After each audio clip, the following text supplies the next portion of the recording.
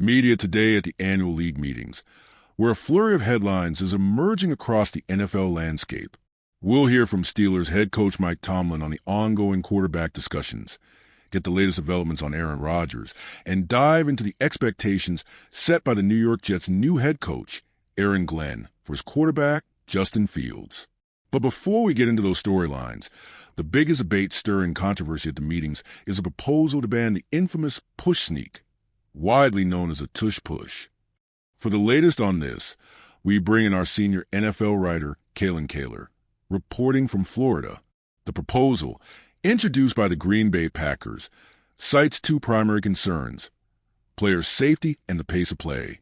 However, multiple sources close to the situation have expressed skepticism regarding player safety as the true motive.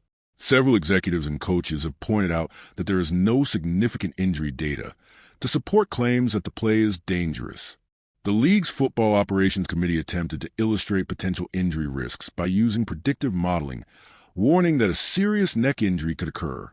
But according to an anonymous general manager, the entire argument feels like sour grapes, with some executives believing the proposal is simply a veiled attempt to curb the dominance of a single team, the Philadelphia Eagles.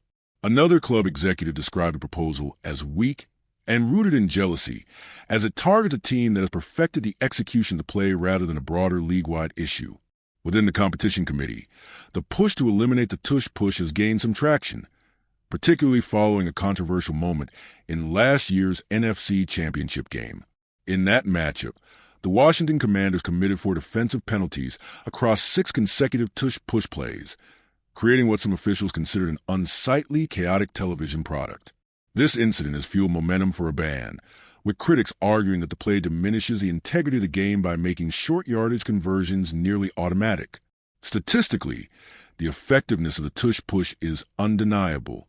Last season, teams executed the play 86 times on third or fourth down with 1 yard to gain, converting an astounding 89% of those attempts into first downs or touchdowns. By comparison, conventional rushing attempts in the same situations converted at just a 73% rate. The Eagles and the Buffalo Bills accounted for a significant portion of those conversions, responsible for 54 of the 86 tush push plays, an overwhelming 63%. Buffalo Bills head coach Sean McDermott addressed the proposed ban, acknowledging both the tactical advantage and physical demands of the play. It's about added force and the posture required for the players executing it. McDermott said, "We've been successful running it, as have the Eagles, but I believe we can still be just as effective utilizing a traditional quarterback sneak." Despite these comments, many around the league view the proposal as an attempt to neutralize a strategic advantage rather than a genuine concern for player welfare. Former NFL quarterback Tim Hasselbeck weighed in on the debate, arguing that banning the tush push would be unjust. This is about personnel. Teams that do it well have dominant offensive linemen, strong guards, and physically imposing quarterbacks. If other teams struggle with it, that's not a reason to eliminate the play altogether. Hasselbeck also noted the hypocrisy in the discussion, pointing out that defensive players are restricted from pushing their teammates forward on field goal attempts, but similar restrictions have never been applied to traditional scrimmage plays.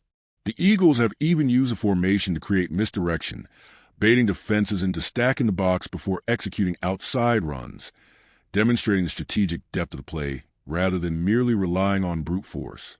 Former linebacker Sam Aiko echoed Hasselbeck's sentiments, emphasizing that the real issue for defenses isn't the tush push itself, but their inability to prevent third and short situations in the first place. As a defender, your job is to keep teams out of 3rd and 1 or 4th and 1 scenarios. If you let Philadelphia or Buffalo get to those spots, you've already lost a battle, Aiko explained. He also highlighted the unique athleticism of quarterbacks like Jalen Hurts, who squats over 600 pounds, and Josh Allen, a 6 feet 5 inches, 250-pound force. These teams are playing to their strengths. That's not unfair, it's smart football. Meanwhile, Adam Schefter reported live from Palm Beach on the likelihood of the ban passing. It's going to take 24 votes from the owners to approve the proposal, and that's a tall order, Schefter noted. We already know the Eagles will vote against it, and their former coordinators turned head coaches, Kellen Moore Saints, Shane Steichen Colts, and Jonathan Gannon Cardinals, are also expected to oppose it. That's 4 votes lost before discussions even begin. However, Schefter cautioned against underestimating the influence of NFL Commissioner Roger Goodell. If Goodell wants this play out a game, the league has a way of persuading teams to vote in its favor. As the conversation around the tush-push continues to evolve, another major storyline at the league meetings is the ongoing quarterback carousel. One of the biggest names in question remains Aaron Rodgers. The Pittsburgh Steelers have been in discussions regarding the 4-time MVP, but have yet to receive a firm answer from Rodgers on his future. The uncertainty surrounding Rodgers has left Pittsburgh in a holding pattern, weighing their options in both free agency and the draft. Steelers head coach Mike Tomlin addressed the situation, maintaining his usual composed demeanor. "I've been in this league a long time, and there's no substitute for direct communication, but I don't have any new updates. This time of year, talent acquisition is an ongoing process. What we don't address in free agency, we address in the draft." Tomlin's confidence suggests that Pittsburgh is in no rush, despite the external noise surrounding the quarterback position. Analysts, however, have mixed views on whether Rodgers is the right fit for the Steelers. They need Rodgers more than Rodgers needs them, Sam Aiko pointed out, but he might not be the long-term solution. He missed an entire season 2 years ago and struggled last year. If Pittsburgh is thinking about its future, they should be cautious about making a short-term move. Some insiders believe the Steelers might pivot toward a draft, eyeing a prospect like Jackson Dart later in the first round. Others suggest the team could explore a trade for a veteran like Kirk Cousins. The chess game surrounding Rodgers' decision is far from over, and as the league meetings continue, so does the speculation.